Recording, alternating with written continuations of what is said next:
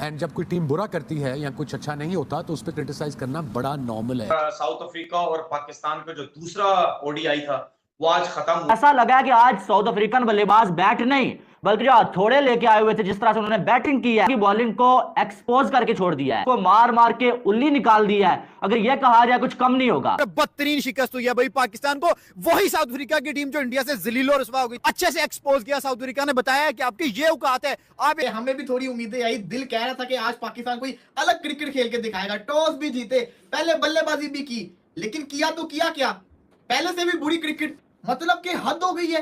क्या विकेट पे रुकना ही नहीं आता? क्या T20 क्रिकेट खेल खेल के ये 50 ओवर खेलना ही भूल गया? इनको 50 ओवर खेलना ही नहीं आता। सारा T20 का लड़का टीम में लेके बैठे हुए हैं और 50 ओवर इनसे खेले नहीं जा रहे। अबे वो घंटे का नाजायज इंपोर्टेड अजहर महमूद निकला तुम्हारी ऐसी की लंदन में टीम में सेट करके ले आता किचन में। मतलब ये शान अब कप्तान है बाबर वर्ल्ड क्लास है।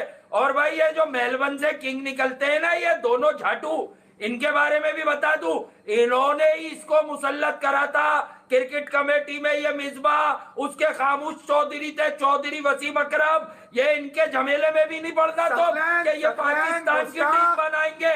इन्होंने ही आग लगाई है, इन्होंने ही घर जलाया है। घर को लगी आग, घर के ही चिराग से बर्बाद कर दी इसने क्रिकेट। अबे 70 रन नहीं है इसके 4 इनिंग में रावलपिंडी के फ्लैट्रॉन डेक पे डूब के क्यों नहीं मर जाते?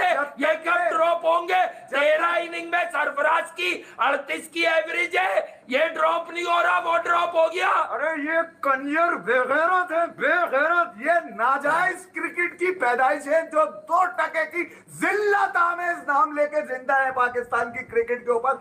और अपने आप को कहते हैं हम राज कर रहे हैं, राज नहीं, तुम्हारे में डाल दो फिर भी तुम्हें सुकून नहीं मिलेगा। तुमने जो पाकिस्तान का जो यंग जनरेशन है उनको तुमने मैसेज दे दिया, बेटा क्रिकेट खेलना छोड़ दो वरना ऐसी की तैसी तुम्हारी हम तुम्हारी तंदूर पर रोटियां लगाओ, क्रिकेट यही खेलेंगे। एडजस्ट किया गया बिला वजह ओडीआई क्रिकेट के अंदर, उसकी पाकिस्तान टीम में बिल्कुल जगह नहीं बनती थी। आपने देखा पिछले 15-20 इनिंग के अंदर उसकी कोई परफॉर्मेंस नहीं है, लेकिन जबरदस्ती उसको एडजस्ट करके ओडीआई क्रिकेट में डाला गया। अगर मैं 15-20 मैच किसी रिटायर प्लेयर को भी दे दूंगा ना, शायद वो भी किसी मैच में सेंचुरी कर देगा। अच्छी टफ ओपोनेंट्स थी, दुनिया की हेडलाइंस पाकिस्तान को मिल सकती थी, मगर प्रोग्रेसिवली हम बुरा खेलते हैं, सो गलतियों से सीखते नहीं हैं और फिर बहुत देर में गलतियां अपनी सुधारने की कोशिश करते हैं जब बहुत लेट हो जाता है काम। तो या तो हमारा टैलेंट जो है वो इंटरनेशनल लेवल पे उस मयार का नहीं है कि जाके उनके घर में ऑपोजिशन के compete कर सके, या फिर इनको जिस तरह से हैंडल किया जाता है या जिस तरह से आपका कॉम्बिनेशन है या कोई क्राइसिस का कॉन्फिडेंस है, क्रेडिबिलिटी का कॉन्फिडेंस है, आपकी खुद एतमादी कम है, आप समझते हैं कि आप जो है इस पाए के नहीं है। तो मुझे ऐसा लगता है कि बहुत जगहों के ऊपर हम गलतियां कर रहे हैं और गलतियां सुधारना ही जो फौरन होनी चाहिए या उसको पिन पॉइंट कर लेना चाहिए, उसमें हम बहुत देर लगा देते हैं। साउथ अफ्रीका को हमने पाकिस्तान के अंदर साउथ अफ्रीका जैसी विकेट दे दी। जब ये मैच शुरू हुआ, जब पाकिस्तान ने 4 फास्ट बॉलर खिलाए, तभी पता चल गया था कि इस विकेट पे फास्ट बॉलर को मदद है और यहाँ पे नया बॉल ही खेलना था। आपको 10-15 ओवर अपनी विकेट बचानी थी। शाहीन ने पहले बैटिंग का फैसला बिल्कुल सही किया। क्यों? क्योंकि यहाँ पे सेकेंड इनिंग्स में और मुश्किल होना था जब चेस करना था आपको। लेकिन हुआ क्या कि हमारा टॉप ऑर्डर इस चीज को समझ ही नहीं पाया।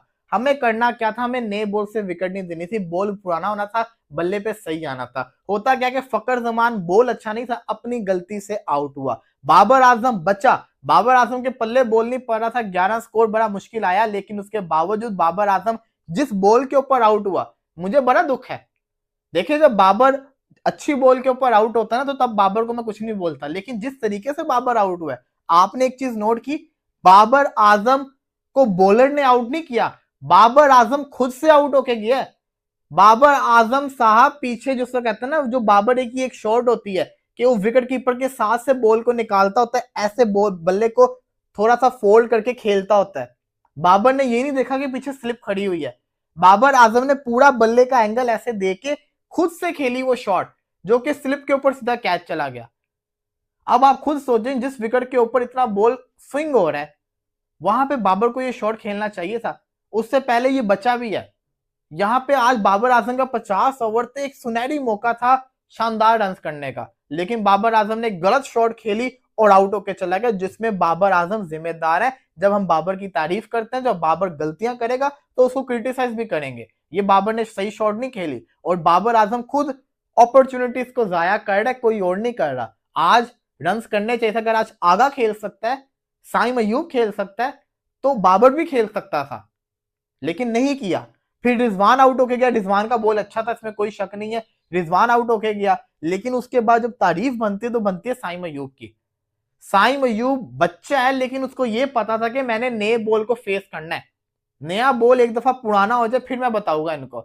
उसने बेशक 50 किया, सेंचुरी कर सकता था, लेकिन वो जो 50 था वो बड़ा शानदार किस्म का 50 करके गया। साइम अयूब की तारीफ बनती है, आज उसने शानदार बल्लेबाजी की और फिर आगा की भी तारीफ बनती है। बेशक पाकिस्तान ने जो रन्स किए बोर्ड के ऊपर ये कम है, ये ज्यादा रन्स नहीं है। पाकिस्तान ने पहले बैटिंग करते हुए इतने ज्यादा रन्स नहीं किए, लेकिन इसके ऊपर फाइट की जा सकती है। अगर उनके फास्ट बॉलर में दम है तो हमारे पास भी रगड़े फास्ट बॉलर मौजूद है। तो पाकिस्तान ने रन्स तो कम किए, लेकिन पाकिस्तान को चाहिए कि अब फाइट करे, विकेट्स निकाले। जितनी विकेट्स पाकिस्तान निकालेगा उतना पाकिस्तान का फायदा होगा। तो यहाँ पे पाकिस्तान को विकेट्स निकालनी पड़ेंगी। आगा ने बड़ी शानदार बल्लेबाजी की है। हुसैन तलत को इससे बढ़ के अपॉर्चुनिटीज क्या मिल सकती हैं? परफॉर्मेंस देनी थी ना।